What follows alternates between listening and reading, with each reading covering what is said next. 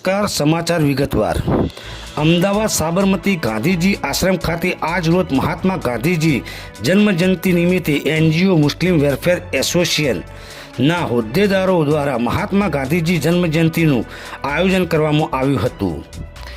આ શુભ પ્રસંગે હાજર રહેલા મહેમાન યાસ્મીન વોહરા, નસીમ દિવાન, ગુલમોઇન ખોખર, સાલિયા બલોચ, કોમલ દિવાન હાજર રહ્યા હતા અને ગાંધીજીની જન્મજયંતિને ઉત્સાહભેર ઉજવણી કરી હતી.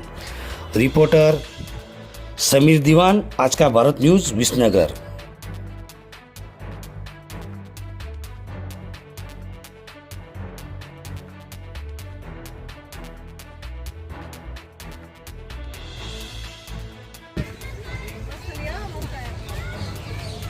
मैंने आगे क्या मैं हमको तो लगता नहीं था होटल में बैठे ना होटल में